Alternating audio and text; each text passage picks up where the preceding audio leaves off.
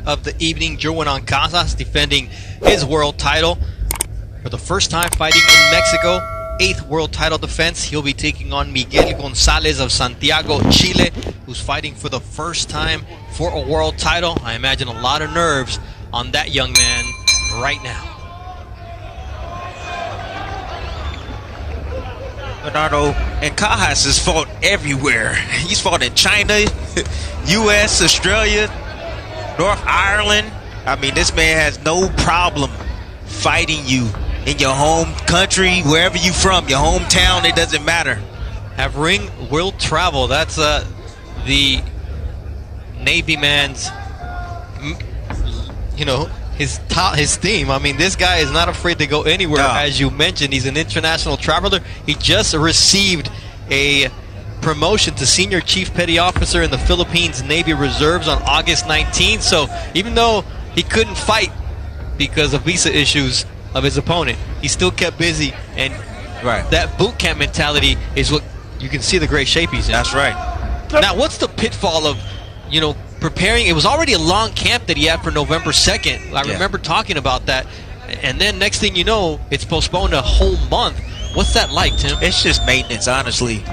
You're supposed to fight, and you just got to go back, get a little rest, then get back in the gym, and then just try to peak again at the, peak at the right time again.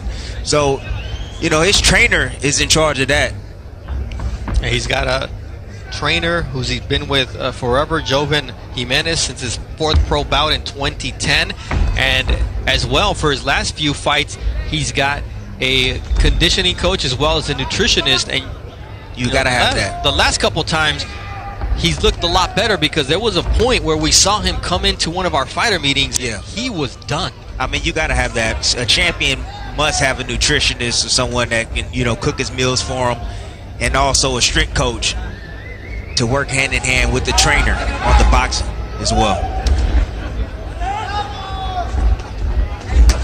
Looping right hand from Miguel Gonzalez.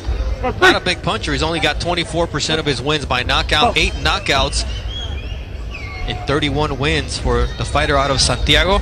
I mentioned he wants to become the first male boxer from Chile to win a world title. And I mentioned the male fighter because Carolina Rodriguez, she won the female IBF bantamweight title and then vacated it, but she was Chile's first ever world champion. Yeah, you see Gonzalez not really using his jab. His attack is the body. He likes to break guys down to the body and then shoot shots up to the head. So expect a lot of body punching from both guys in this fight. Nice body shot right there from Ancajas. Ancajas is basically saying, okay, you want to go to my body? Well, I'm going to go back down. I'm going to go down to your body. We already saw that Barriaga finished the fight with a body shot at the start of this broadcast, and we see a push there from Jerwin Ancajas as round number 1 comes to an end.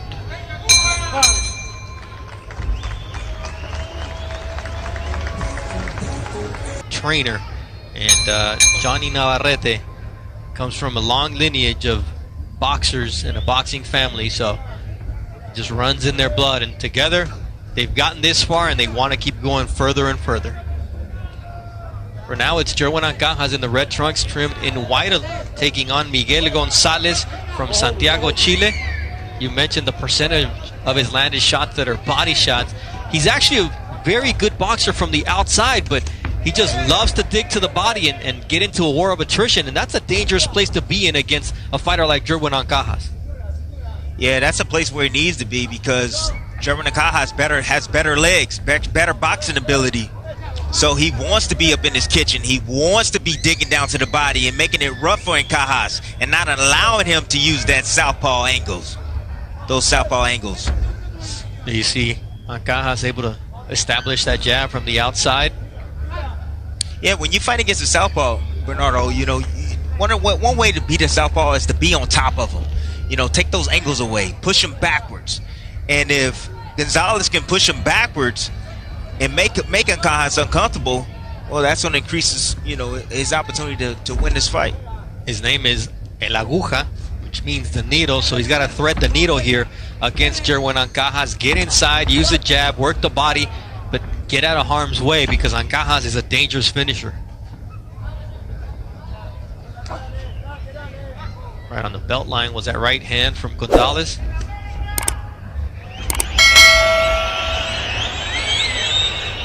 Ancajas can be hot and cold. In his last fight against Ruichi Funai, he looked spectacular. Yes, he did. And before that, you were not at all happy with his previous performance, a draw against Alejandro Santiago in sixth title defense. No, I wasn't too happy, but his last showing, he showed a lot of improvement. He looked strong. He was quick. He placed his shots very well, kind of like what he's doing right now.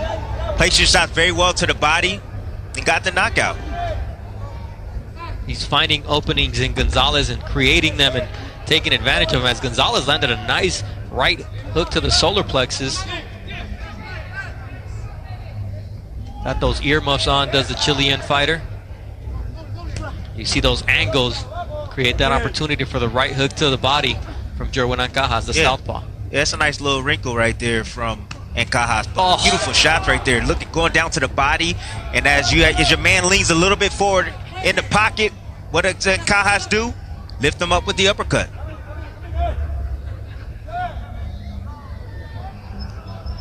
There's taking what the opponent gives you, and there's creating openings and opportunities, and that was the case for Jerwin Ancajas here as we close out round 2 of a scheduled 10-rounder with the world title on the line. It is a special feeling.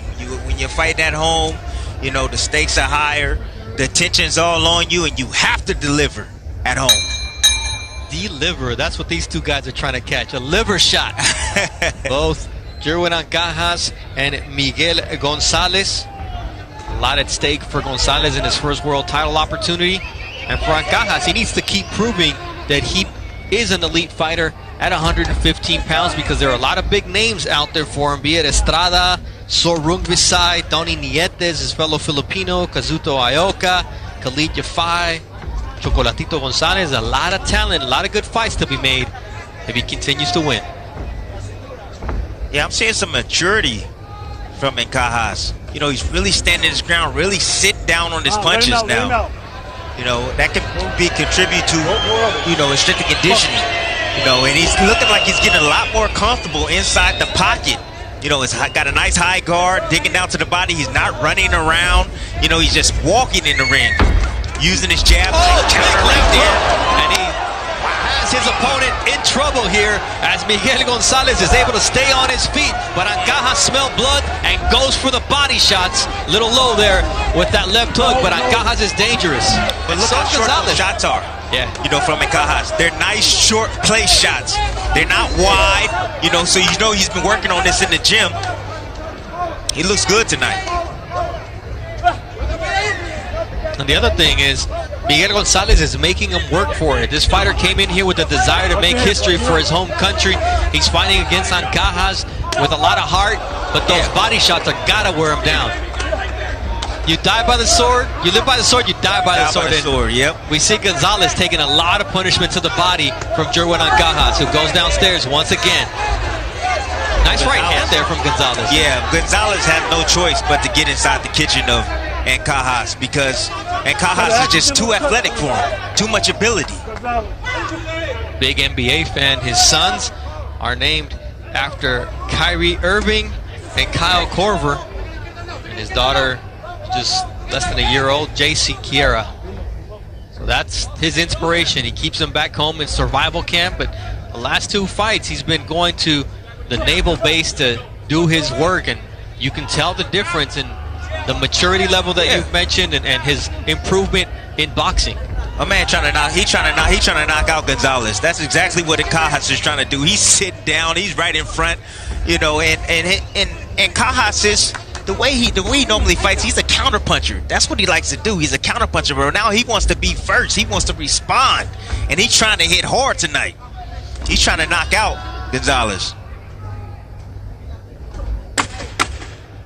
Good work from the champion, Jerwin Ancajas, here in round number 3 of a scheduled 12-rounder.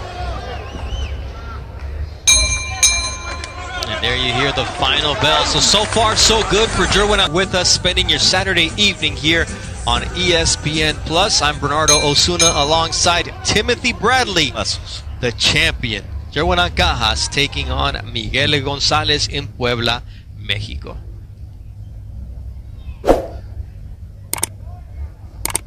Ancajas now on the hunt. You mentioned it, the way he closed out the previous round, and now how he comes out for round 4. He's found his distance. He's found his openings on Gonzalez, and he's taking advantage. No, he just really asserted himself. That's what I like about him. You know, he's really asserting himself. He's not just looking just for counter shots. You know, he's trying to lead, and he's trying to be defensive at the same time and then lead again. Jim Bradley being effusive with his praise of Jerwin Ancajas. Let's get this on tape. The fans in Mexico, though, expecting a lot more. And they're letting both fighters know here in round 4. It's been an entertaining fight so far. Ancajas has a nice jab. When he uses it, it's definitely effective for him. Setting up the backhand right there. And every now and then you see Gonzalez, he'll jump in there, he'll leave himself wide open, and Ancajas will take advantage of it. Ancajas lands 5 of 25 jabs per round. There you see that leaping punch, reminds us of Teofimo Lopez. Yeah, it was a leap. It was a leaping punch, but typically Ancajas would get hit with a shot like that, but he did this time. He held that phone. Going back to the jab numbers, junior featherweight average is 2 landed of 16 thrown, so Ancajas is usually way above those numbers. He's keeping to that trend tonight. Likes to use that jab to set up everything, especially those body shots that he's so good at.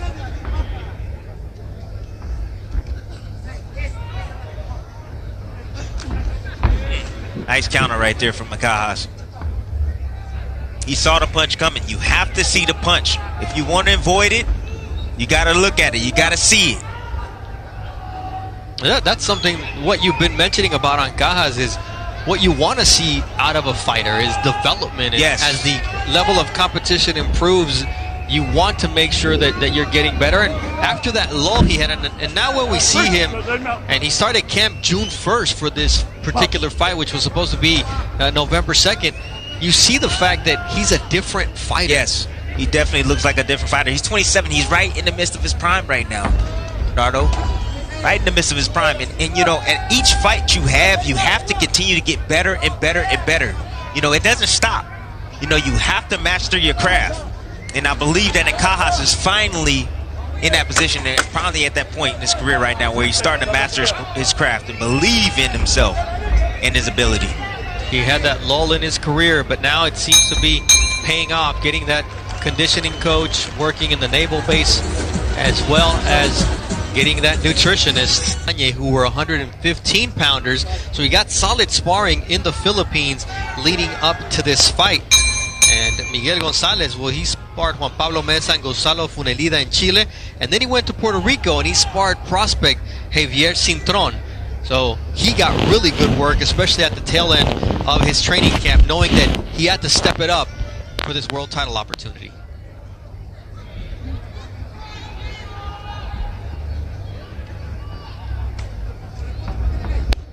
When in doubt, stick out the jab.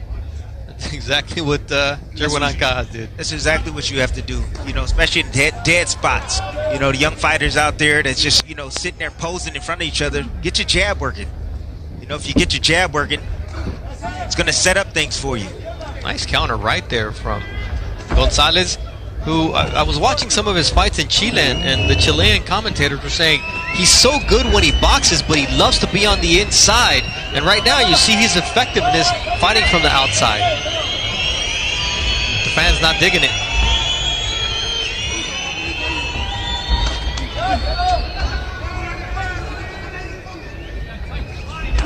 Nice shot to the body there. The solar plexus from Miguel Gonzalez, who tries to find an angle and gets caught with a short left hook from Jerwin Ancajas.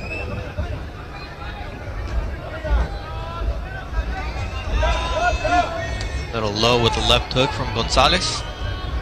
Hit the leg of Jerwin Ancajas.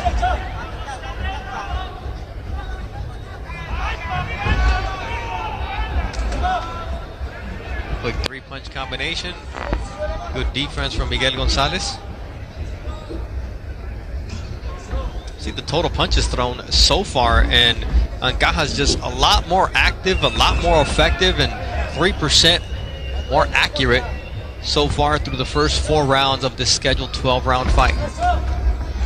Almost a clash of heads right there. Both guys exchanging. With the southpaw and the orthodox fighters, both their power shots lined up on the same side, so there could be head clashes, and their feet will get tangled up every now and then. So their lead foot, I should say.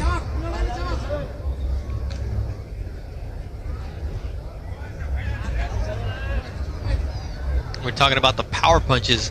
Ancajas landing at a 50% clip with 76 of 153 landing. Not bad for Gonzalez. He's landed 34 of his 92. It's just Ancajas more active, more accurate, and I would say more powerful.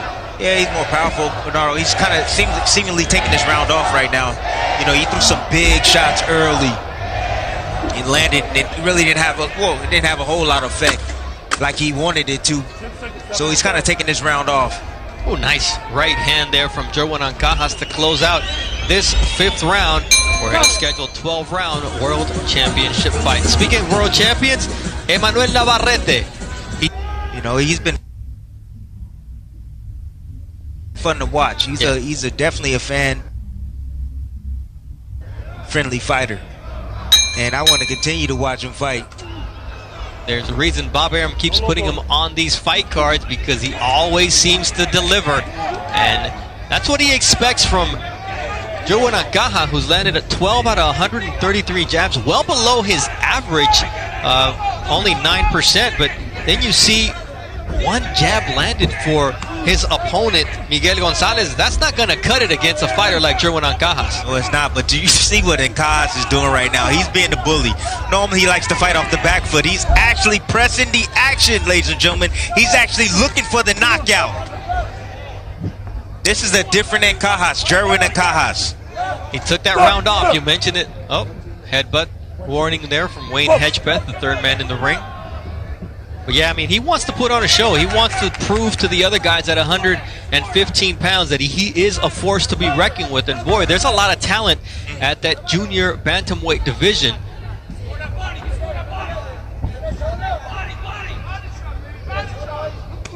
You see that body shot once again from Jerwin Ancajas. You could hear it. And that's really wearing down Miguel Gonzalez. Yes, it is. But it's just not a body shot that's just thrown. It's a perfectly placed body shot. Like he sees the opening and he's attacking it. And he's digging. He's punching through the ribs of his opponent. Nice uppercut, and his opponent is hurt. And here comes Jerwin Ancajas trying to finish Miguel Gonzalez here in a round 6 of this World Championship fight. Gonzalez holding on for dear life, and down he goes. But it's not a knockdown. Very smart from Gonzalez. Very, very smart from Gonzalez.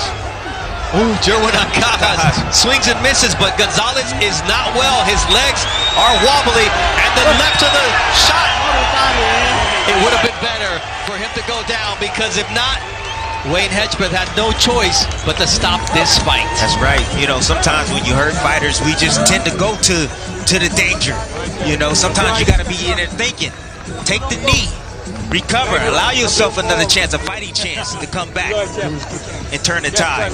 We talk about the lack of experience in big fights, and that may have come back to haunt Miguel Gonzalez. When he was hurt, if he goes down by those shots, that's fine. Or even takes a knee. Take the knee. But instead, he gets pummeled. I've been in fights where I knew I was hurt, and I knew if I got hit with one more big shot, that I need to take that knee before that shot happens. That would have been a perfect time right there for Gonzalez to take the knee. He just allowed Ancajas to continue to tee off without throwing a single punch. This was smart. He took Ancajas down with them. Wayne Hedgepeth said it's not a knockdown. Right. But then what happened after that, Tim, was lack of experience. Definitely lack of experience, Bernardo. But you see Ancajas just letting his hands go, just waiting for the referee to step in and do his job to protect the time of the stoppage.